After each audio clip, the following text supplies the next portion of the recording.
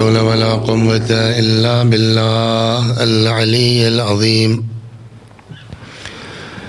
أعوذ بالله من الشيطان الرجيم. بسم الله الرحمن الرحيم.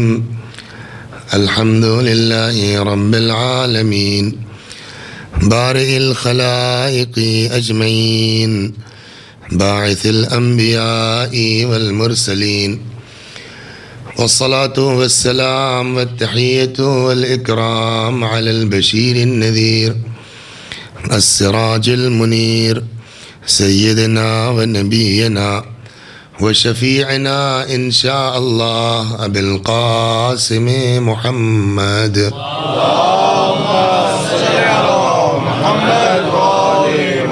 اللهم صل عليه وعلى أهل بيته مظاهر جلالك وجمالك الذين كلامهم نور وأمرهم رشد ووصيتهم التقوى وفعلهم الخير وعادتهم الإحسان وسجيتهم الكرم، ولعنة الله على أعدائهم الشاكين فيهم المنحرفين عنهم أجمعين. أما بعد، صدق الله تعالى حيث يقول وهو أصدق القائلين وقوله الحق.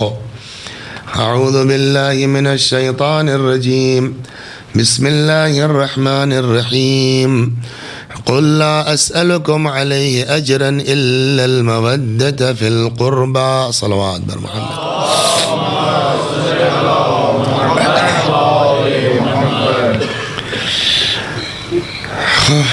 آدمی کہتا کچھ ہے ہوتا کچھ ہے. کل ہم نے یہ کہا تھا کہ آج تاخیر ہو گئی ہے، کل سے وقت سے ہوگا، اور آج پہلے ہی ہو چکی ہے تاخیر. خیر، انسان دو پہلو رکھتا ہے. جو بھی بشر ہے اس کائنات میں دو جنبے رکھتا ہے، دو پہلو رکھتا ہے. پچھلے سال مجلسوں میں ایک صاحب لکھنؤ کے آتے تھے، اب پتہ نہیں یہاں کے وہاں اسلامک سینٹر پر.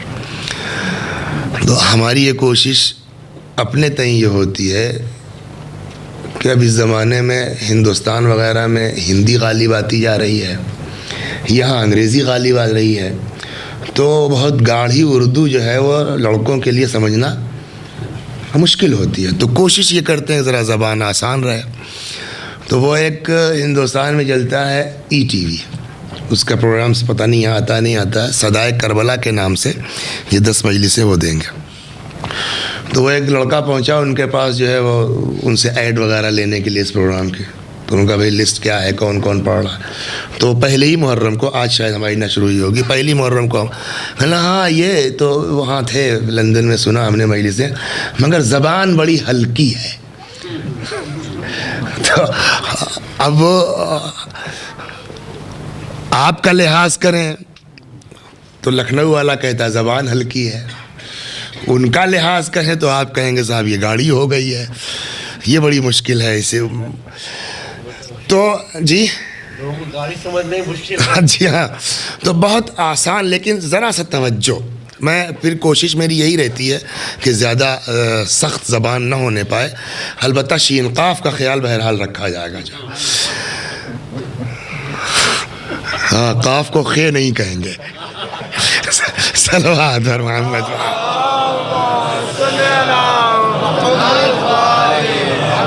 وقت کم ہے، ورنہ ایک لطیفہ میں آپ کو سناتا کہ لکھنؤ والوں سے اور حیدرآباد والوں سے بحث ہو گئی ایک مرتبہ کہ ہماری اردو اچھی ہے کہ آپ کی اردو اچھی ہے. اس کا جواب ممبر سے مناسب نہیں ہے نقل کرنا، وہ کبھی پوچھے گا تو بتائیں گے آپ کو، بڑے لطائف اس کے اندر ہیں. تو اب ظاہر سی بات ہے کہ اب وہ دور وہ نہیں ہے کہ آدمی، ابن حسن صاحب قبلہ مرحوم کا نام سنا ہوگا آپ نے، اللہ مقامہ، بہت لطیف زبان تھی ان کی.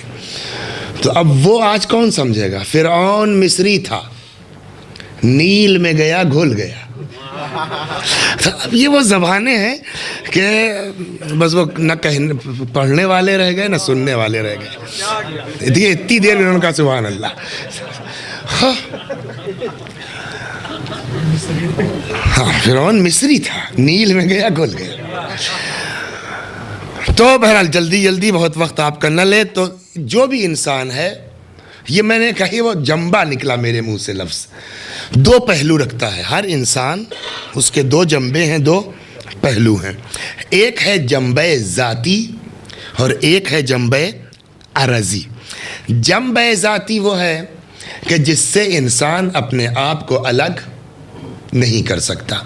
جنبہ عرضی وہ ہے کہ جس سے انسان اپنے آپ کو جدا کر سکتا ہے، الگ کر سکتا ہے. مثال کھانا پانی. آدمی مر سکتا ہے مگر کھانے سے اپنے آپ کو الگ نہیں کر سکتا. مر سکتا ہے مگر پانی سے اپنے آپ کو جدا نہیں کر سکتا. اس کے مقابلے میں ہے عرضی پہلو اس کا، چاہے اپنے آپ کو تو الگ کر سکتا ہے. مثال سگریٹ، بیڑی، پان، تمباکو. ممکن ہے کہ یہ کھانے اور پانی کے مقابلے میں بظاہر زیادہ اہمیت کے حامل نظر آئے، اس لیے کہ آدمی جو ہے وہ ایک وقت فاقہ کر لے گا، کسی سے کھانا نہیں مانگے گا. لیکن سگریٹ ختم ہو جائے سگریٹ مانگ لے گا. اس کے لیے بے عزتی نہیں ہے، اس کے لیے بے آبروئی نہیں ہے. تو کیا اس سے کھانے سے زیادہ اہمیت سگریٹ کی ہو گئی ہے؟ کہ اس کی پہچان یہی ہے. اگر قوت ارادی مضبوط ہے، آدمی اپنے آپ کو سگریٹ سے الگ کر سکتا ہے، پان سے الگ کر سکتا ہے، تمباکو سے. تو خلاصہ یہ کہ جس چیز سے انسان اپنے آپ کو جدا کر سکے وہ ہے اس کا عرضی پہلو. جس چیز سے انسان اپنے آپ کو جدا نہ کر سکے وہ ہے اس کا ذاتی پہلو. البتہ ذاتی پہلو میں ایک بات اور ہے کہ جدا تو نہیں کر سکتا، اس کا انداز بدلا جا سکتا ہے، اس کا نہج تبدیل کیا جا سکتا ہے. مثلا آپ کے پاکستان میں بھی، ہمارے ہندوستان میں بھی 20 سال پہلے 50 سال پہلے مجلسیں وغیرہ ہوا کرتی تھیں، اب بھی ہوتی ہیں کھانے کی مجلسیں. تو اس وقت کھانا کیسے کھلایا جاتا تھا؟ فرش لگتے تھے، مٹی کے پیالے ہوتے تھے، مومنین بیٹھ جاتے تھے اور نہایت سکون کے ساتھ. اب کیا ہے، نہیں صاحب زمین پر مناسب نہیں ہے، ذرا میز کرسی ہونا چاہیے، وہ مٹی کے پیالے ٹھیک نہیں ہیں، ذرا سا جو ہے وہ بڑھیا قسم کی پلیٹیں ہونی چاہیے. اور ترقی ہوئی تو نہیں صاحب، اب کون دھلنے ولنے والے ہیں، کوئی ملتا نہیں ہے، تو وہ یوز اینڈ تھرو کے جو ہے وہ سامان لے آئیے اور آگے بڑھے. صاحب بیٹھ کے کھانا تو بالکل بیکورڈ ہونے کی پہچان ہے. ہاں ذرا ٹہل ٹہل کے کھائیے. اب یہ کیا پتہ کہ ٹہل کے کھانا تو جانوروں کی فطرت ہے، انسانوں کی فطرت نہیں ہے. کسی جانور کو آپ نے بیٹھ کے کھاتے نہیں دیکھا ہوگا آج تک، وہ کھڑے ہو کے کھاتا ہے. صلوات بر محمد وآل.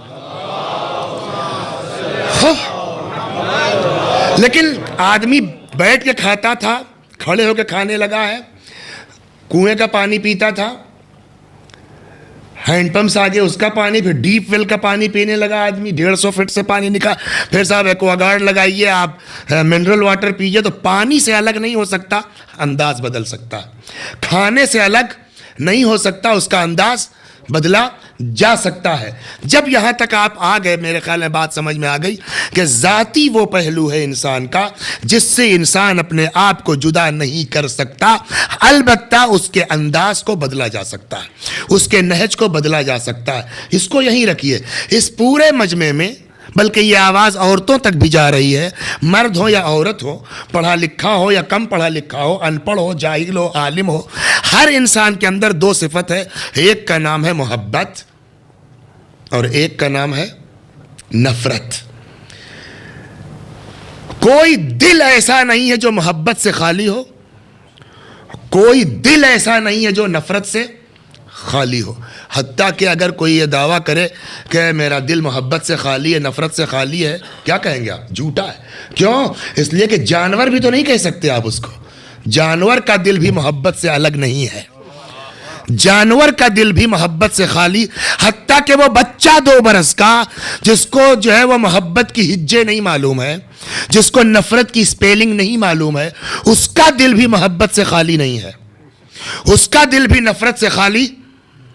آپ کا بھتیجا ہے، آپ کا بھانجا ہے، 4 دن آپ گئے اپنے بھائی کے یہاں، جب پہنچے جیب سے ٹافی نکالی، آپ نے اپنے بھتیجے کو پکڑا دی، चौथे दिन जब आप पहुँचे वैसे ही बाबा बाबा अम्मू जान आए हैं, मुस्कुरा के कहेगा ना, ये मोहब्बत नहीं तो क्या है।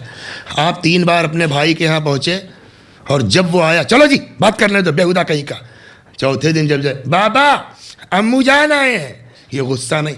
ये मिसाल जो मैंने बनाई मेरे ऊपर बीती हुई है। मेरा भाई हैदराबाद में है छोटा, तो कुछ तबीयत मेरी ख़राब हुई, 3-4 साल पहले हैदराबाद गए, वहाँ 1 महीना पूरे रमज़ान में वहाँ रहे। तो उसके बेचारे के इकलौता लड़का है, बड़ी मन्नत मुराद के बाद 14 साल के बाद बेटा पैदा हुआ, तो उसकी वैसे ही लाडो प्यार। हम सारे भाई एक साथ रहते हैं, सब में मिला करके 13-14 बेटियाँ, तो हमको तो इसकी परवाह है नहीं। हमने डांटना शुरू किया। 1 महीने के बाद बीमारी के बाद जब चलने लगे तो मेरे भाई ने कहा देखो बेटा वो जा रहे हैं बाबा, जाने दीजिए। ये नफ़रत नहीं है तो क्या है? वो बच्चा जिसको नफ़रत की स्पेलिंग नहीं मालूम है उसका भी दिल नफ़रत से खाली नहीं है। जिसको मोहब्बत की हिज्जे नहीं मालूम है उसका दिल भी मोहब्बत से खाली।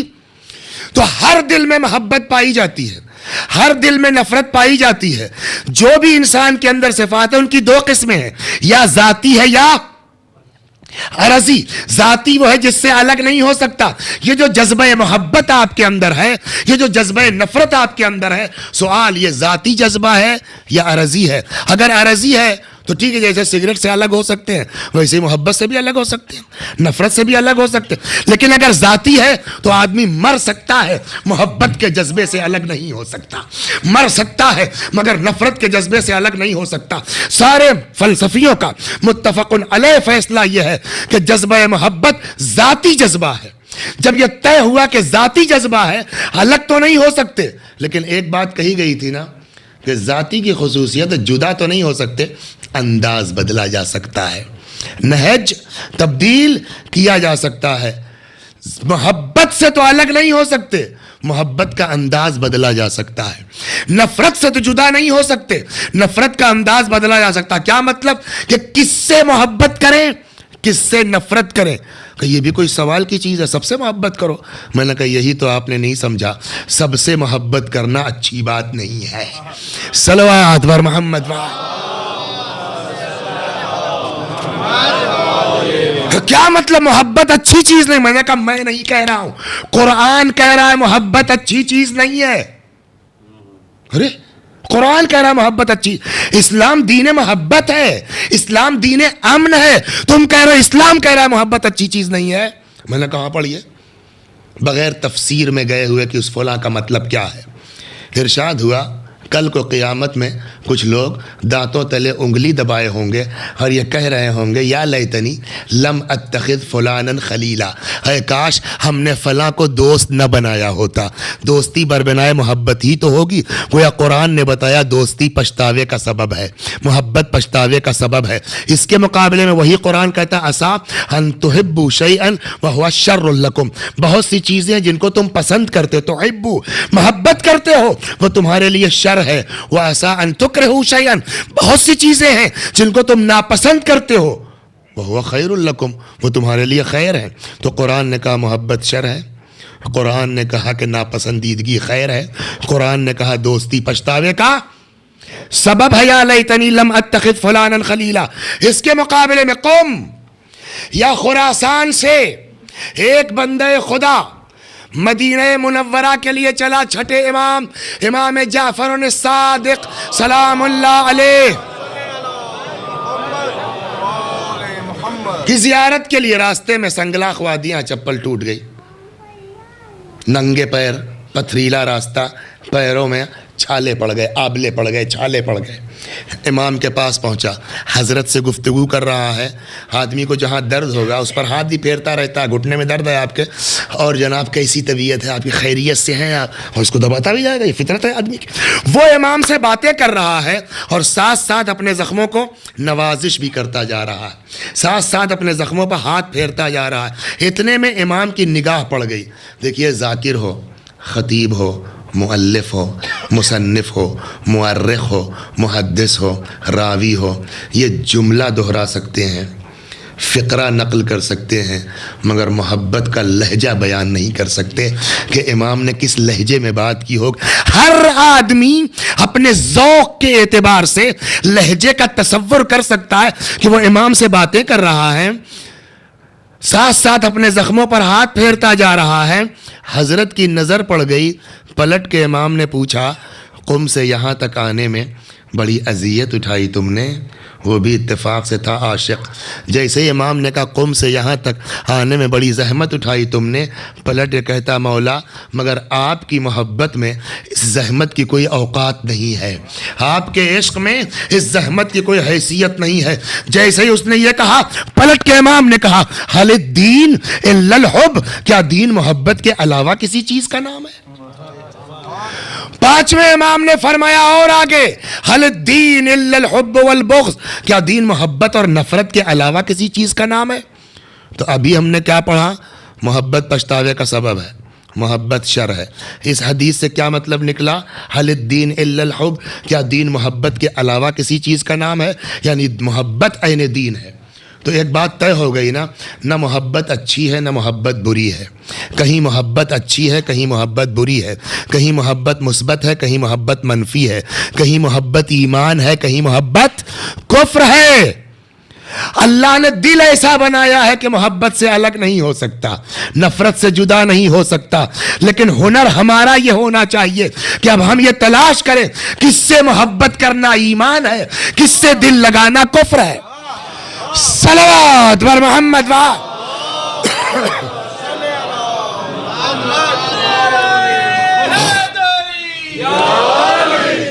تو ہم محبت سے الگ نہیں ہو سکتے، ہم نفرت سے الگ نہیں ہوتے. ہاں یہ ہنر ہے کہ کس سے محبت کریں اور کس سے نفرت. اب چلیے تلاش کریں کہ محبت کس سے کرنا ہے، کس کی محبت دین ہے. اس کو یہیں رکھ دیجئے آپ. اب آئیے قرآن کی ایک آیت پڑھتا ہوں. ارشاد ہوا من جاء بالحسنۃ فلہ خیر منہا وہم من فزع یومئذ آمنون. جو ہماری بارگاہ میں نیکی لے کے آئے گا فلہ خیر منہا، اس کو اس کی نیکی سے بہتر دیا جائے گا ایک. اور دوسرا اجر یہ وہم من فزع یومئذ آمنون، اور یہ لوگ قیامت کی دہشت سے محفوظ رہیں گے. کون؟ من جاء بالحسنۃ، جو ہماری بارگاہ میں نیکی لے کے آئے گا اس کو ڈبل اجر ہے. کیا؟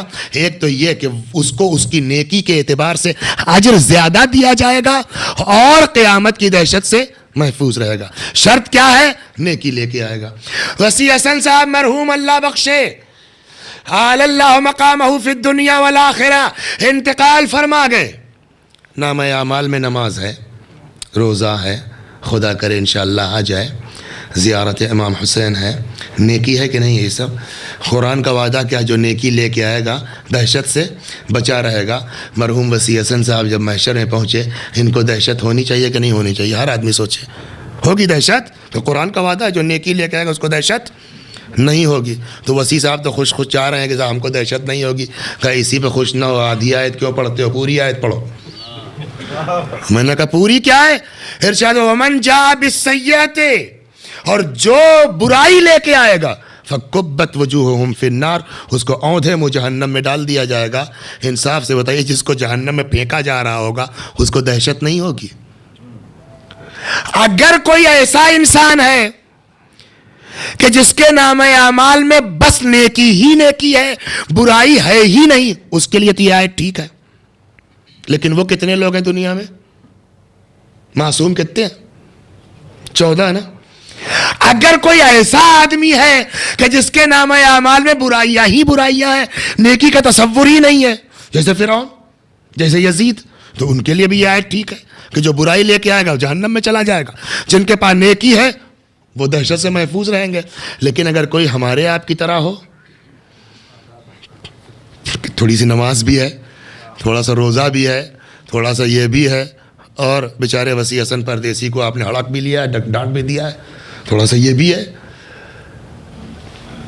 ذرا سا جھوٹ بھی ہے، تو آدھی آیت کہتی ہے اس کو دہشت نہیں ہونا چاہیے، آدھی آیت کہتی ہے گناہ لے کے پھینکو اس کو جہنم کے اندر. پالنے والے تو بھی پھنسانے کی بات کرتا ہے. ہم تو آدھی آیت پڑھ کر کے مطمئن ہو گئے، چلو نماز روزہ کر لیا، نیکی ہے ہمارے نامہ اعمال میں بچ گئے، اور ادھر ذرا سی چوک ہو گئی، کہتا صاحب جہنم میں جاؤ، تو ہم کدھر جائیں؟ اس کو مانے کہ اس کو مانے؟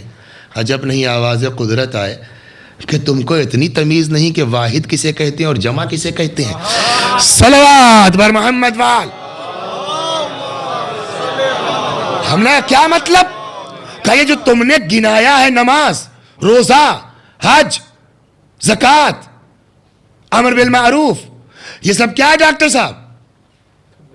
نیکی ہے کہ نیکیاں ہیں؟ زبان کا خیال رکھیے۔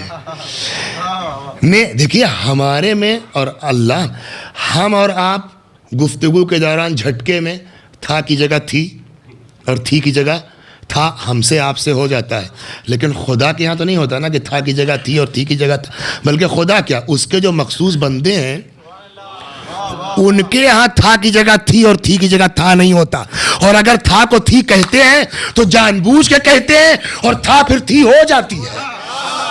صلوات بر محمد۔ وہاں جو کچھ ہے، وہاں جو کچھ ہے بالکل لپاتلا ہے۔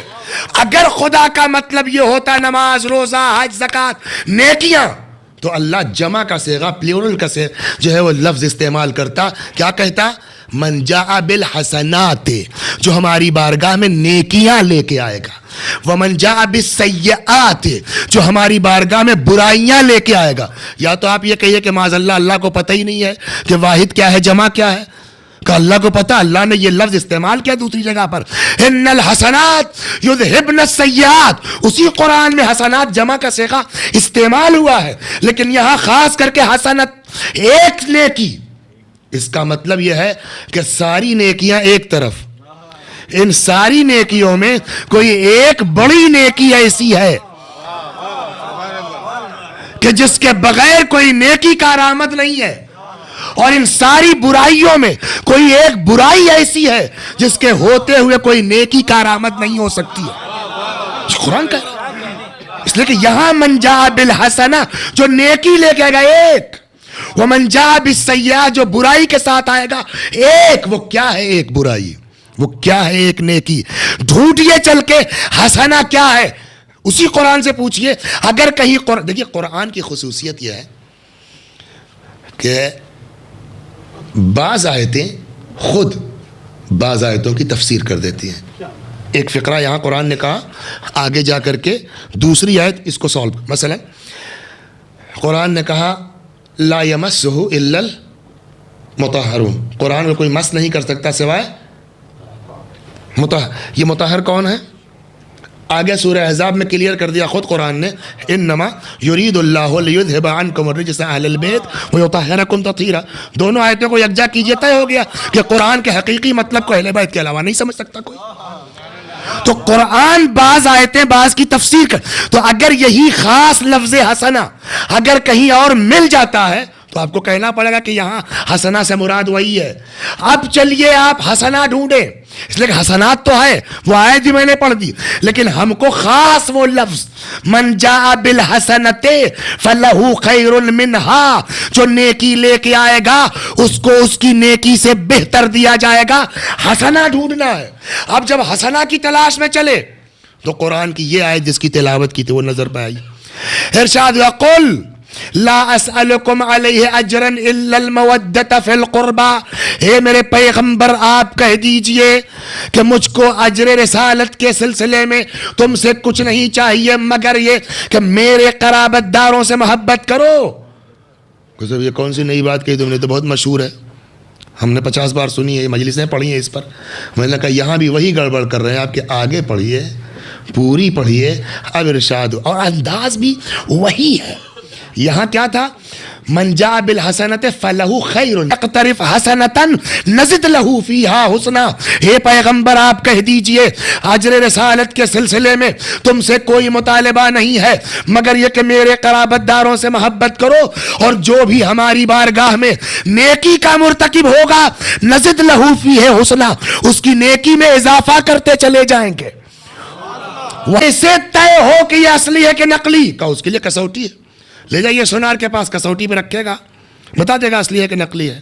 تو جو چیز قیمتی ہوتی ہے اس میں ملاوٹ ہوتی ہے.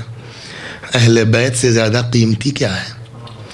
ان کے بیان سے بڑھ کے قیمتی کوئی بیان نہیں ہے. تو اہل بیت کا کلام سونا ہے. جب اہل بیت کا کلام سونا ہے تو اس میں ملاوٹ ہوگی. کچھ یہ آ کے نقل کریں گے, کچھ یہ آ کے نقل کریں گے. اب ہم کیسے پرکھیں کہ یہ واقعی اصلی کلام اہل بیت ہے یا ملاوٹ ہے اس میں؟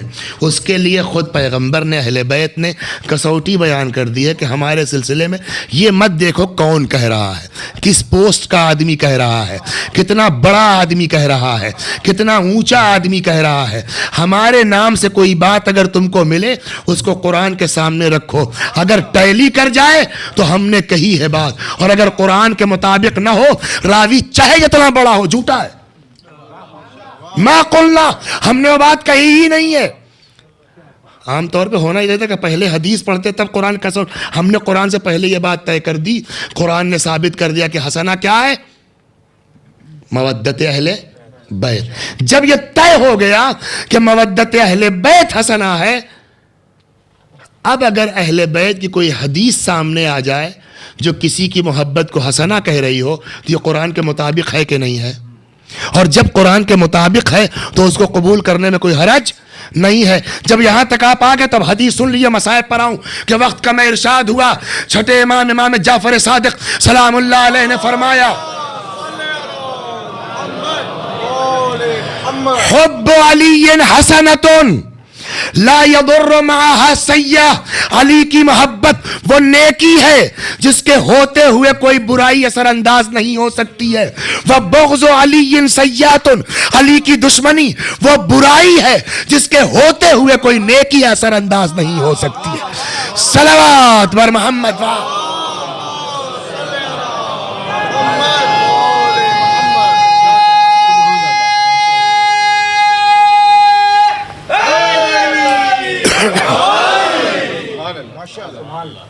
قل لا اسألكم علیہ اجرا الا المودۃ فی القربہ. اے پیغمبر آپ کہہ دیجئے کہ میں تم سے رسالت کی اجرت میں کچھ نہیں چاہتا مگر یہ کہ میرے قرابت داروں سے محبت کرو, مودت کرو, اور جو بھی ہماری بارگاہ میں نیکی کا مرتکب ہوگا ہم اس کی نیکی میں اضافہ کرتے چلے جائیں گے. 2 قدم تم بڑھو, 4 قدم اہل بیت بڑھتے. اور یہ بات طے ہے کہ جتنا ہم اہل بیت سے محبت کرتے ہیں اس سے کہیں زیادہ اہل بیت ہم سے محبت کرتے ہیں. لیکن سب سے بڑا ظلم تو یہی ہوا ہے کہ جن کی محبت کا اعلان قرآن مجید نے اجرت کے طور پر کیا ہے, جتنا ان کو کائنات میں ستایا گیا ہے کسی کو نہیں ستایا گیا. جب لٹا ہوا قافلہ امام سجاد علیہ السلام کے ساتھ مدینے واپس آیا ہے تو روایت کہتی ہے کہ امام نے بشیر ابن حزلم یا بشر ابن حزلم کو بلایا کہ تیرا باپ شاعر تھا, کیا تو بھی کچھ شاعری کر لیتا ہے؟ اس نے کہا مولا. کہ جاؤ مدینے میں ہمارے آنے کی خبر کر دو. بشیر نے جا کے اطلاع دی. وہ شعر مشہور ہے کہ یہ موسم ابھی نہیں ہے اس پوری بات کے پڑھنے کا. سارا مدینے کے باہر آ کے جمع ہو گیا. ایک کرسی رکھی گئی. یہ پہلی مجلس ہو رہی, امام سجاد علیہ السلام پڑھنے جا رہے ہیں. بیٹھے کرسی پر امام سجاد علیہ السلام, مدینے والے ہیں, اور حضرت نے جو ہے وہ بیان کرنا شروع کیا. مصائب کتنا بیان کر دیں گے. آخر میں ایک جملہ امام نے فرمایا, اے مدینے والو, میں کہاں تک بیان کروں گا اور تم لوگ کہاں تک سنو گے.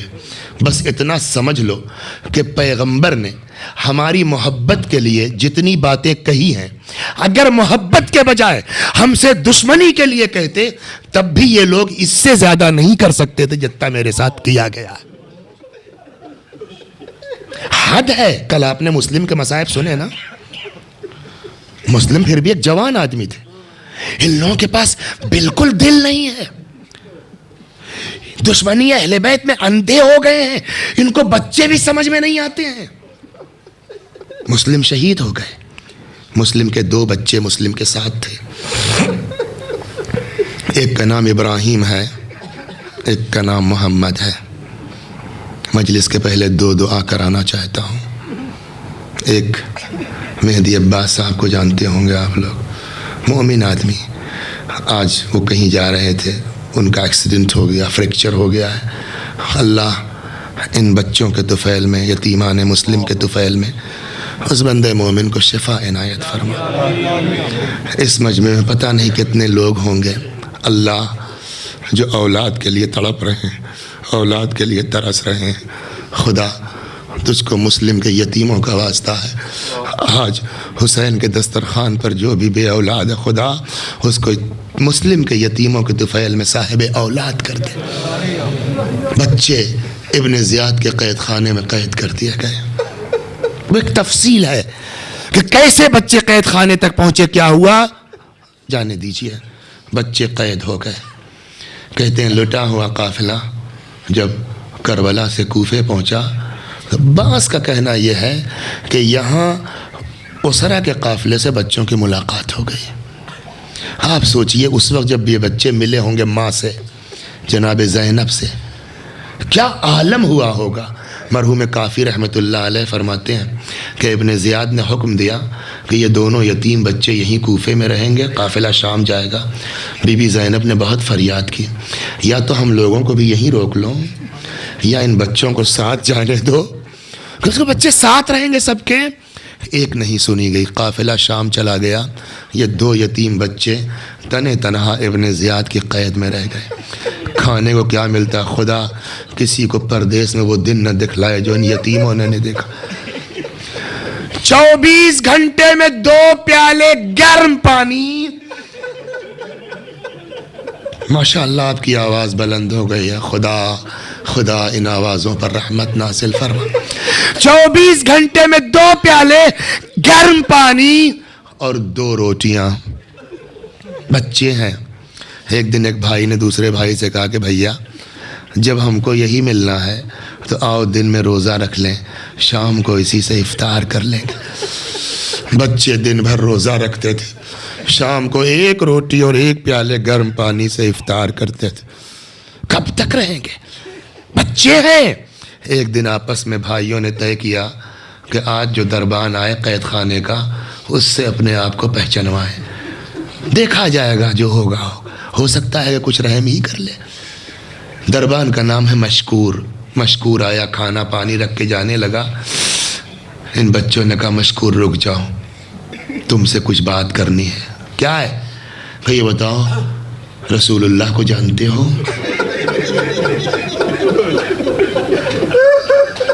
میرے نبی ہیں، پیغمبر ہیں، ان کی امت نہیں جانوں گا۔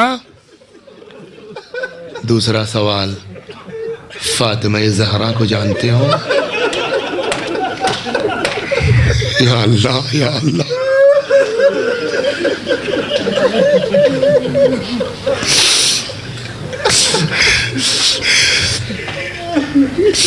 اے یتیمان مسلم، ایک نظر آج اس مجمع پہ کر دو شہزادو۔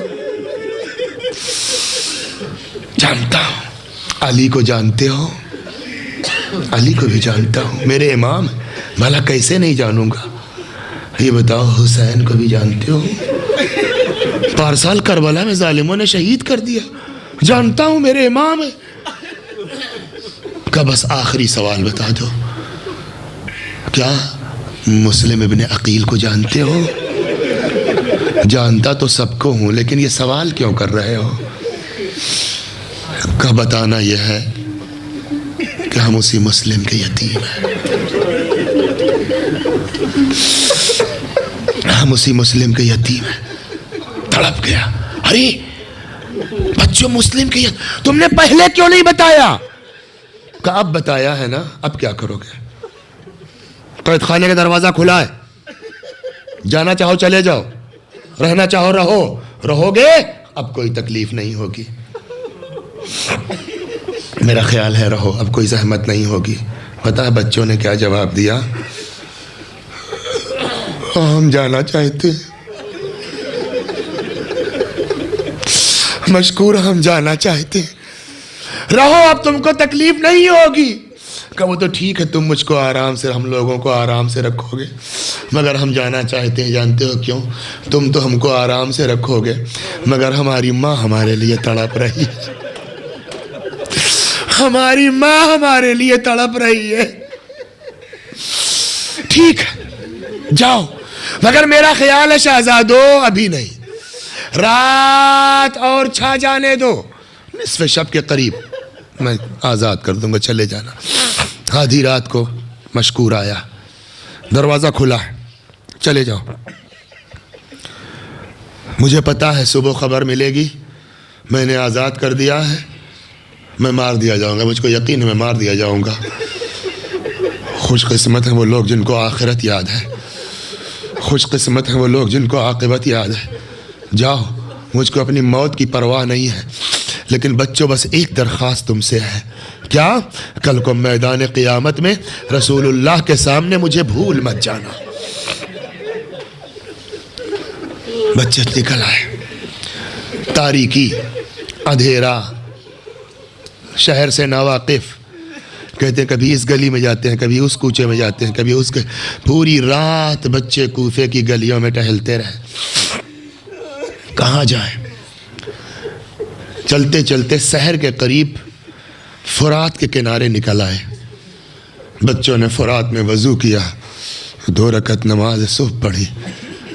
اب کیا کریں، اجالا ہو گیا ہے، پکڑے جائیں گے۔ وہی درخت ہے فرات کے کنارے، اس درخت پر جا کے بیٹھ گئے، دن بھر اسی درخت پر چھپے رہیں گے، پڑھنا بہت آسان ہے نا، دن بھر اسی درخت پر بیٹھے رہیں گے، رات کو پھر نکلیں گے، شاید آج راستہ مل جائے۔ بچے درخت پہ چڑھ کے بیٹھ گئے۔ یہی قریب میں حارث ملعون کا گھر ہے، حارث کی کنیز ایک برتن لے کے آئے فرات سے پانی لینے کے لیے، بچے درخت پر ہیں، ان کا عکس پانی میں پڑ رہا ہے، جیسے ہی کنیز نے برتن ڈالا پانی میں، عکس بچوں کے، اتنے حسین بچے تھے، اتنے خوبصورت بچے تھے۔ روایت کا جملہ پتہ ہے آپ کو، روایت کا جملہ ہے کأنہما قمران یلمعان فی الماء۔ یہ آواز میری عورتوں تک جا رہی ہے جن کی گود میں بچے ہیں، خدا تمہارے بچوں کو سلامت رکھے ذرا۔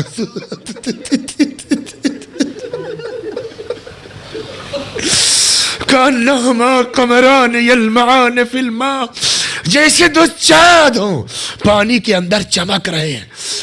سر اٹھایا، من انتما، کون ہو تم دونوں؟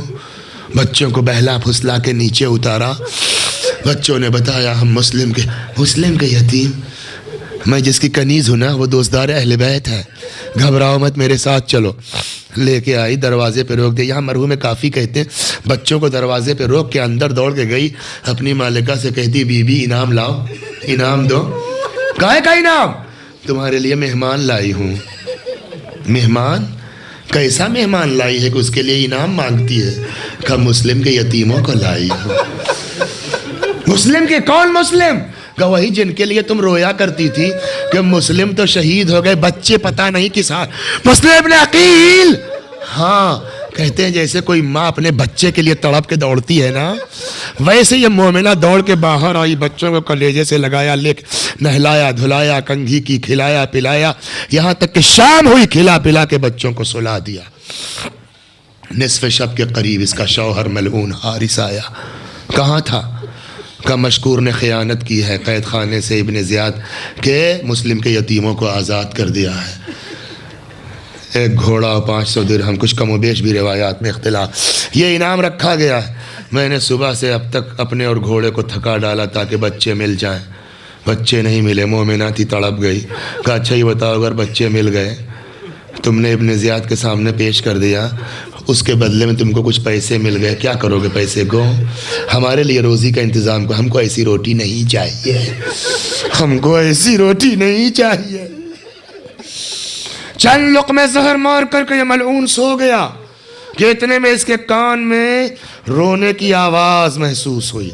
شک ہے اس کو اپنی زوجہ پر، جانتا ہے کہ محب اہل بیت، رونے کی آواز آ رہی ہے۔ بیوی نے کہا شاید کسی پڑوسی کے، نہیں اپنے گھر سے۔ ایک کمرے کو تلاشنا شروع کیا، آیا اس کمرے میں جہاں بچے سو رہے تھے۔ من انتما، کون ہو؟ بچوں کو کیا پتا، صبح سے اس گھر میں محبت ملی ہے نا، امان میں ہے۔ ہاں ہم مسلم کے یتیم ہیں۔ آج تک آپ نے نہ سنا ہوگا کہ کسی مہمان کے تماچوں کے ذریعے میزبان نے پذیرائی کی ہو۔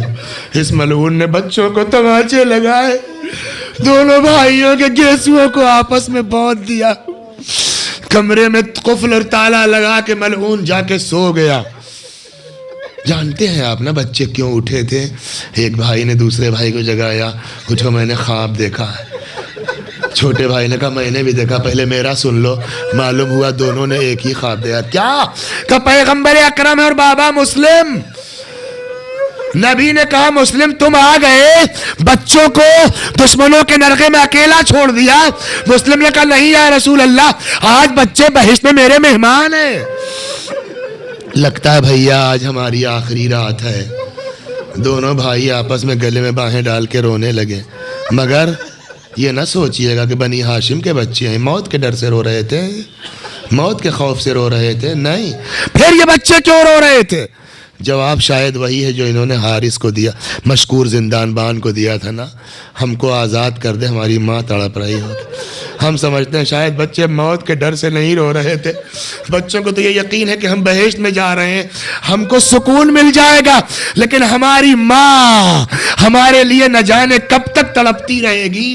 شاید ماں کا تصور کر کے بچوں نے رونا شروع کیا۔ صبح ہوئی، حارث نے تلوار ہاتھ میں لی، بیٹے کو لیا، غلام کو لیا، ان دونوں یتیموں کو لیا۔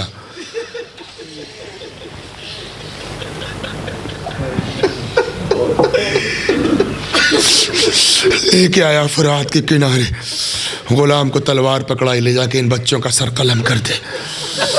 غلام آگے بڑھا، بچوں نے دیکھا تیری شکل بلال سے بہت ملتی جلتی ہے، تم کو بلال سے کیا مطلب ہے؟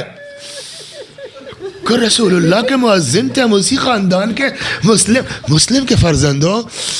کہتے ہیں کہ ایک مرتبہ اس غلام نے تلوار پھینکی، اپنے آپ کو فرات میں ڈال دیا، کبھی ڈوبتا تھا کبھی ابھرتا تھا، فریاد کرتا تھا ہائے حسین ہائے حسین۔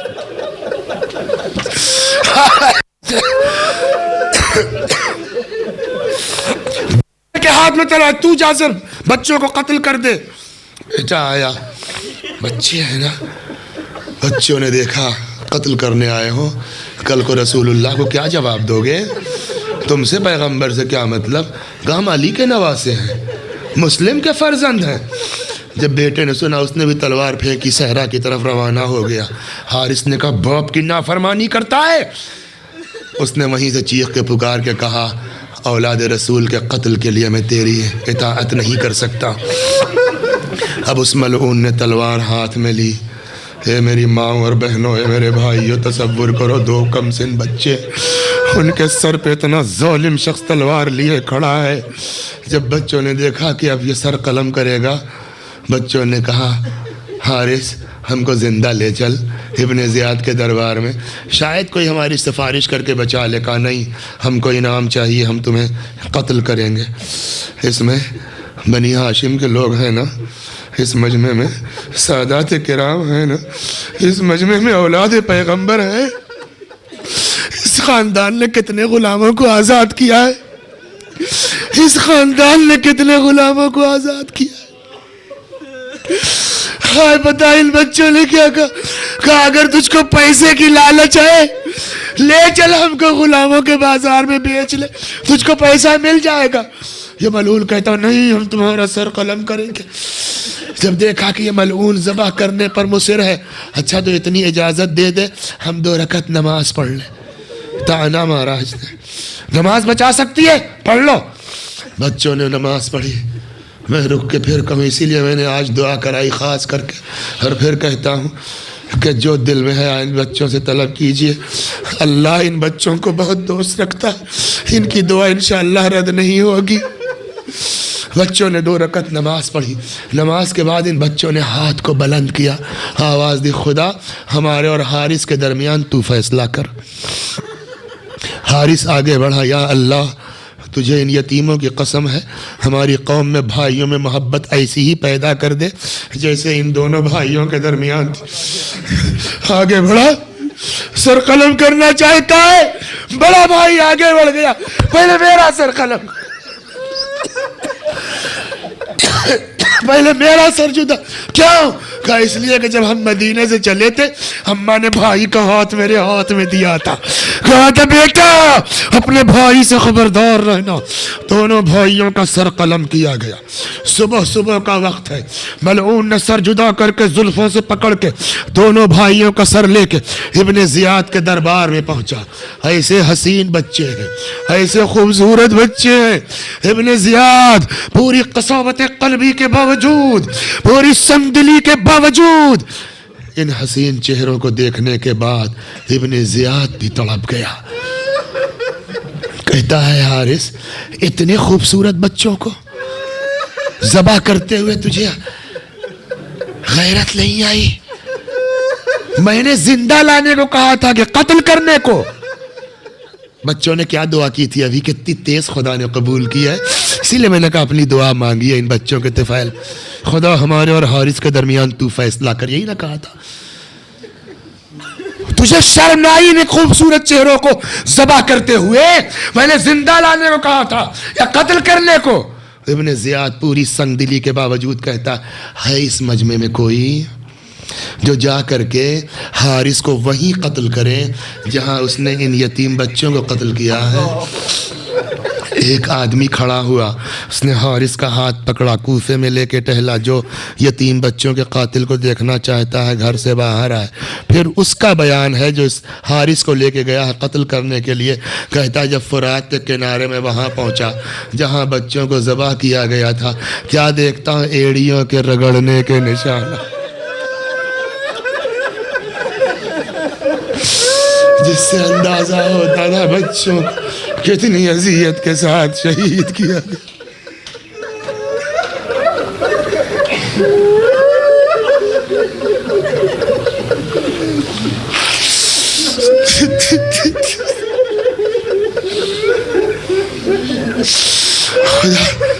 خدا خدا اللہ ہماری اس عزا کو قبول کر لے، اللہ